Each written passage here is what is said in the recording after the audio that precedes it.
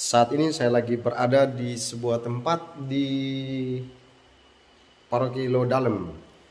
Nah, saya berjumpa dengan seorang suster. Ini dengan suster siapa? Suster Jacinta. Suster Jacinta. Misericordia. Suster Jacinta Misericordia. Oh, yes.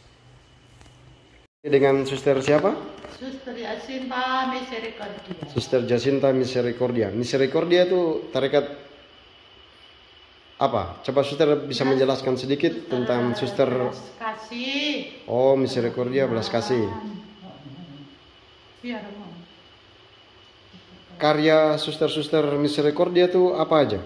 Karyanya kesehatan klinik.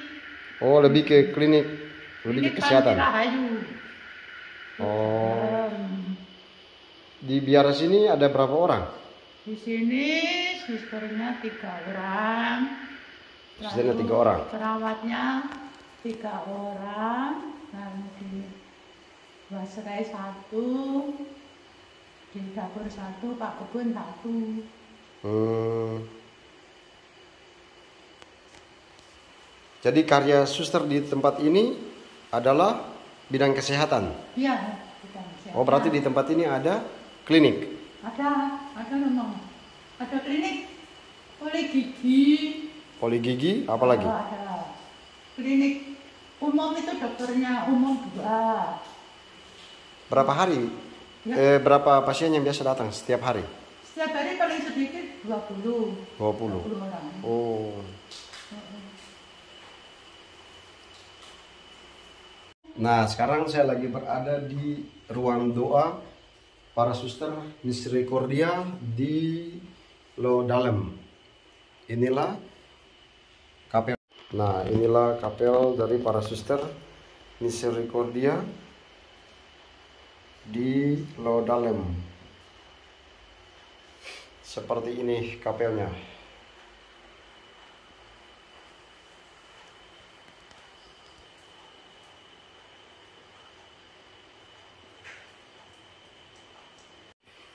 Suster, kegiatan harian di sini apa aja? Kegiatannya selain klinik melayani orang-orang sakit, juga di dapur, memasak, di kebun, merawat tanaman bunga-bunga dan pohon-pohon itu banyak kan dong. Terus biara Misericordia di Lodalem ini sejak kapan? Sejak tahun 1976. 1976. Desember. Bulan Desember. 27 Desember. 1976. Oh.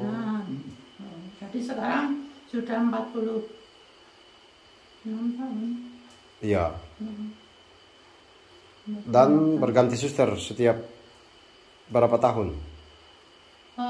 Tiap ya, tentu ya melihat kebutuhan, tapi yang yang pasti 4 tahun sekali.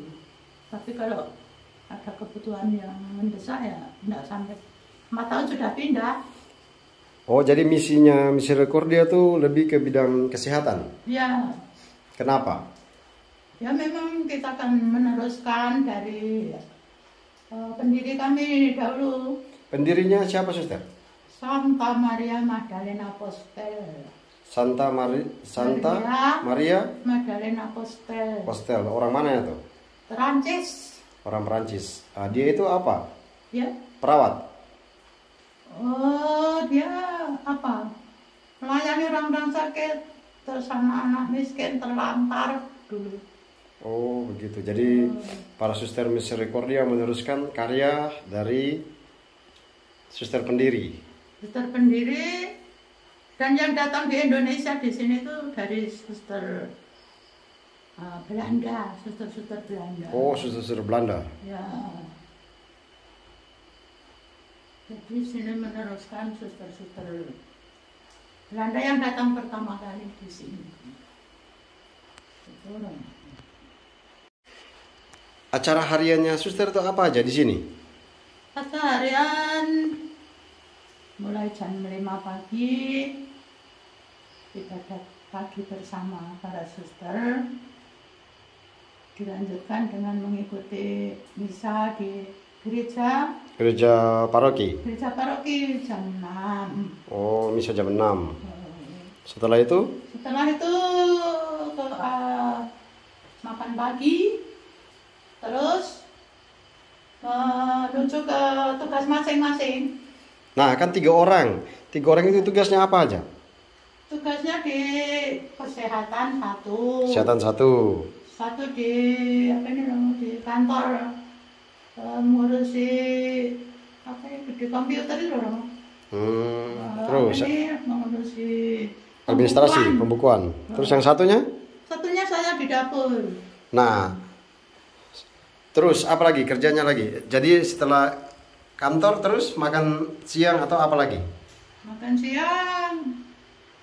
Ya, setelah makan siang ke tugas masing-masing lagi, terus istirahat. Terus jam 5 sore itu doa rosario pribadi. Rosario pribadi. Setengah 6 meditasi. Jam 6 ibadat sore bersama. Oh. Terus setengah 7 makan bersama. Saya mau tanya sama suster, selama tugas di Lodalem ini, Ya. pengalaman apa yang paling menarik? Yang paling menarik, Ya, yang paling berkesan. yang paling berkesan, saya memang senang hidup di desa. Saya senang berkebun. Terus di sini kan mempunyai ladang yang luas. Jadi saya senang di sini. Jadi yang paling berkesan adalah tinggal di desa dan berkebun. Ya, Kenapa suster memilih untuk menjadi suster? ya karena itu kan misteri. Dari Tuhan, saya sendiri tidak mengerti, saya dipanggil untuk menjadi suster di sini. Tapi yang jelas saya mempunyai Om Romo Karmel. Itu yang menjadi motivasi. Mulai kecil Romo itu sering pulang untuk cuti dan sering saya itu diajak omong-omong, diceritai orang-orang suci gitu. Jadi saya tertarik dengan ceritanya Romo itu. Nah, kan di suster itu kan banyak tarekat, kongregasi. Lalu Ya. kenapa suster pilih Misericordia? Ya, karena saya dulu diperkenalkan oleh om saya itu dengan suster-suster Misericordia. Oh. Ya, gitu. Sebelum saya masuk suster, itu bekerja di Rumah Sakit Pandewaluyo. Oh, sebelum masuk suster sudah menjadi perawat. Ya, bukan perawat ya, saya karena belum biasa. Jadi setelah lulus, setelah itu bekerja di Rumah Sakit Pandewaluyo di bagian membantu di di ruangan. Oh, membantu di ruangan. Loh, kalau begitu suster masuk suster waktu itu umur berapa? Saya masuk suster umur 19. Oh, umur 19. Ya. Sekarang umur Sekarang umur 77. 77. Pengalaman apa yang paling menarik menjadi suster? Yang paling berkesan menjadi suster? Pengalaman saya memang saya merasa bahagia itu hidup di biara ini. Yang paling berkesan? Yang paling berkesan memang saya Tuhan itu selalu membimbing hidup saya dan saya merasa selalu berbahagia di dalam biara ini. Suster sudah bertugas di mana aja? Daerah mana aja? Daerah mana saja yang suster pernah bertugas atau berkarya? Saya berkarya pertama kali di Lot Dalem ini. Oh, sudah pernah di Lodalem. Tahun berapa? Berarti yang waktu pembukaan ini saya di sini. Tahun 76 sudah di sini. Ya. Terus ini sekarang ini saya yang keempat kembali tugas di. Nah, dulu setelah Lodalem terus kemana? Setelah Lot Dalem saya di Lot Dalem ini saya itu tugasnya dulu mengajar di SDK Santo Yohanes Punyan Karmel. Nah, terus setelah itu pindah kemana? Setelah itu pindah mengajar di SDK Gempol Marga Bakti. Setelah itu Terus pindah lagi ke Panti Asuhan Santa Teresia. Terus pindah lagi pindah lagi ke sini Romo, karena saya 4 kali ke sini tuh. Oh, 4 kali. 4 kali dari sini pindah ke Jember. Oh, ke Jember juga. Di Jember lama saya 10 tahun. Tapi 2 kali. Karya apa di Jember? Di Jember juga ada klinik kesehatan. Oh, ada klinik kesehatan juga. Ya. Misalnya lebih besar. Lebih luas di sana. Habis dari Jember terus ke Panti Panesti. Panti Muda. Di mana tuh? Di Lawang. Dari Lawang terus pindah ke Jayagiri. Habis itu baru ke sini. Jayagiri terus ke sini lagi. Semangat hidup dari suster-suster Misericordia itu apa? Semangat hidup ya untuk melayani orang miskin. Melayani orang miskin. Orang sakit. Suster punya pengalaman berkesan ketika melayani orang miskin dan orang sakit itu apa? Saya itu membantu anak-anak yang miskin yang apa? Di mana?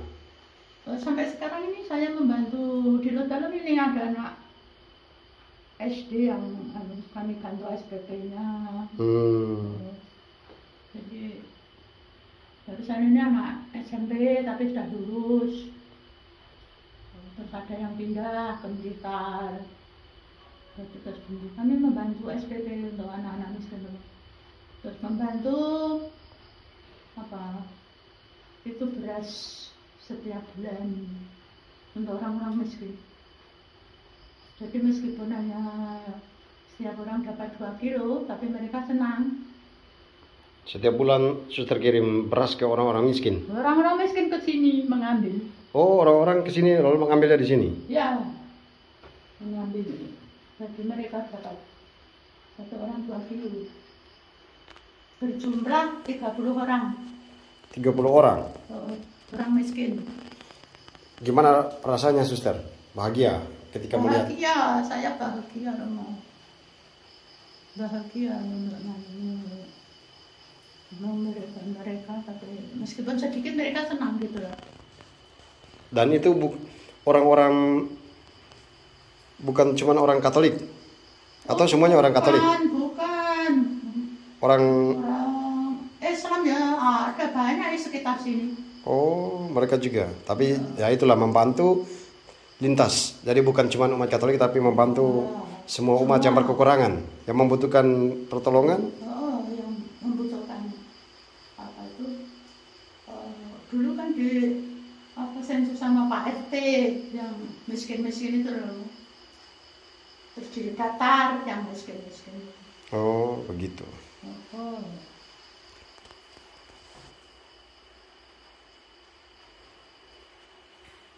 Mungkin ada pesan yang mau disampaikan untuk anak-anak muda yang mau menjadi suster? Ya semoga mereka ada yang mau bergabung. Kami mengharapkan supaya ada pemudi-pemudi yang mau bergabung dengan kongregasi kami. Sekarang, suster, saya mau tanya. Tantangan paling besar menjadi suster itu apa? Menurut saya tantangannya memang apa ya, menghadapi hal-hal yang sukar itu, tapi dengan apa ya, saya ramah Tuhan itu saya dapat mengatasi semua. Misalnya apa? Tantangan yang paling besar sekarang apa? Wah, tantangannya ya salah paham, kadang komunikasi enggak jelas. Terus apa namanya? Bagaimana dengan hidup duniawi?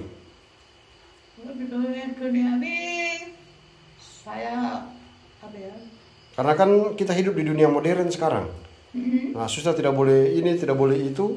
Nah, itu kan bagian dari tantangan. Bagaimana mengatasi tantangan seperti ini? Saya menghadapi tantangan ini ya berjalan biasa ya Romo. Berjalan biasa, saya tidak mengalami kesulitan begitu. Yang penting menjalani. Ya. Yang penting menjalani. Ya, apa yang saya hadapi itu saya jalani, dan ada kesulitan ya saya atasi, saya perjuangkan gitu loh. Tapi suster bahagia menjadi suster. Oh, selalu bahagia saya. Menikmati panggilan ini. Ya, bahagia saya. Sampai sekarang ini bahagia. Oke, terima kasih suster atas pengalamannya hari ini. Semoga bermanfaat untuk kami sekalian dan juga mungkin menjadi inspirasi bagi anak-anak muda supaya bisa menjadi suster untuk menjadi pelayan di gereja teristimewa, melayani orang-orang miskin dan orang-orang yang mengalami kesusahan, orang sakit. Nah, karena itulah misi dari para suster Misericordia. Oh ya, suster Misericordia tuh pusatnya di mana? Pusatnya di Perancis. Oh, pusatnya di Perancis. Ya. Kalau di Indonesia di mana aja? Di Indonesia? Indonesia. Di Indonesia ya apa ini? Rumah Sakit Pantai Waluyo. Terus Di mana tuh? Sana Tersiap ya. Di mana? Enggak, masih di kota-kota mana aja? Malang. Malang sama? Malang itu ada 4, Lawang. Enggak, Mas Malang, Jawa Timur. Terus di mana lagi? Ya di Ruteng. Ruteng, terus? Sudah. Oh, cuma 2. Indonesia cuma 2 tempat. Iya, Indonesia. Malang sama Ruteng. Ya, Malang, Jember. Enggak, maksudnya di Jawa Timur. Oh ya. Di Jawa Timur sama Ruteng. Oh. Oh, di tempat lain tidak ada? Tempat lain dulu ada tapi ditutup. Oh iya. Oh. Di Jogja dulu Romo. Oh, di Jogja juga dulu ada. Tapi ditutup karena. Oke, terima kasih suster atas pengalamannya hari ini. Semoga bermanfaat dan menjadi inspirasi sehingga semakin banyak anak-anak muda tertarik untuk menjadi suster, menjadi pelayan gereja teristimewa, memberikan pelayanan kepada orang miskin dan pelayanan kepada orang-orang yang membutuhkan, teristimewa orang-orang sakit. Nah, saya bersama Suster Yasinta ini semoga menginspirasi Anda semua, teristimewa anak-anak muda untuk menjadi suster. Terima kasih suster atas pengalamannya hari ini. Berkah dalam. Berkah dalam.